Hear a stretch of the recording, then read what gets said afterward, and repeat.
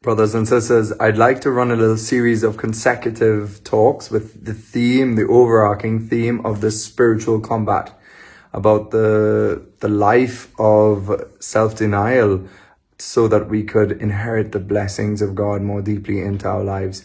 And I'm going to use a little book, actually, that was written for the Deeper Christianity series, and it was written by an Irish Dominican who lives in Rome, Father Vivian Boland.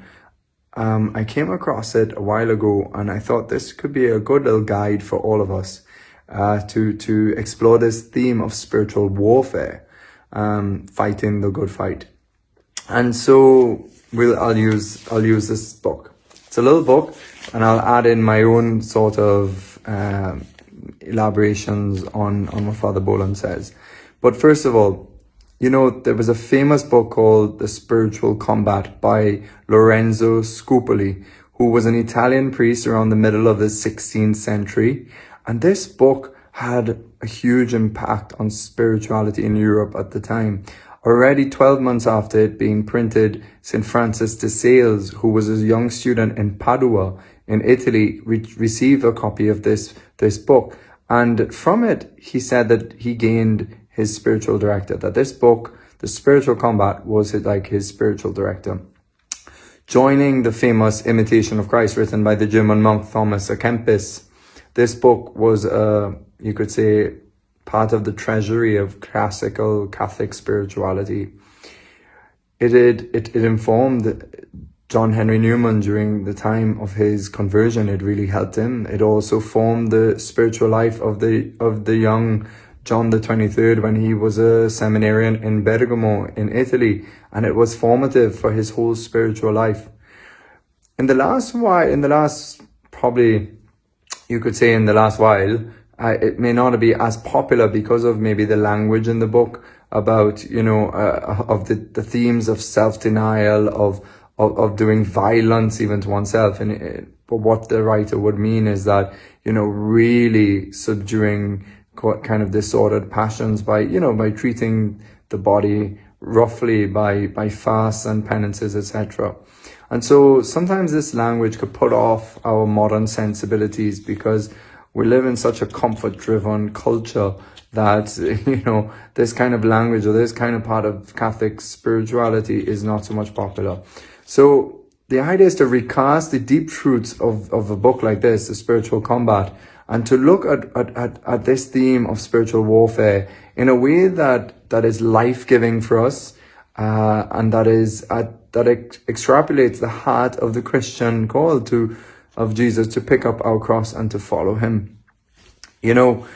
Basically there's no deep spiritual growth without asceticism, the practice of self-denial, the practice of trying to offer sacrifices to the Lord, to curtail our passions even for very wonderful good things, to offer good things up.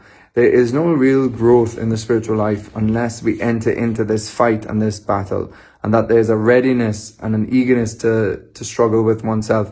And it's really about how the mystery of how we come to prefer God's will to our own. And so, like I said, it's essentially the doctrine of Christ about picking up the cross and following him. Father Boland says the warfare in which the Christian must engage in is on many levels. Not just the personal, moral and spiritual quest, but also the social, intellectual and political contest. And he says this has most recently been termed the culture wars.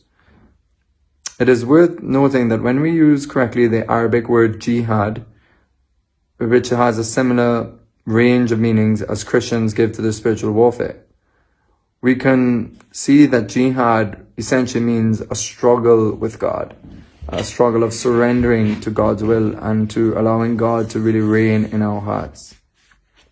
Of course, this whole topic of spiritual warfare and, about restraining our passions and about controlling our desires can be left open for a lot of abuse or misunderstanding. So the idea in this talk of series is to try and really understand and recapture this, because Pope John Paul II once said in his document Vita Consecrata, he said, The whole idea of spiritual combat is a demanding reality which is not always given due attention today.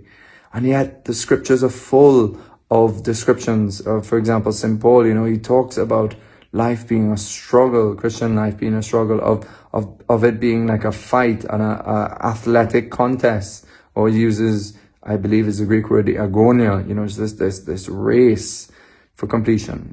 St. Paul in 1 Corinthians talks about spiritual life like a boxing match with oneself.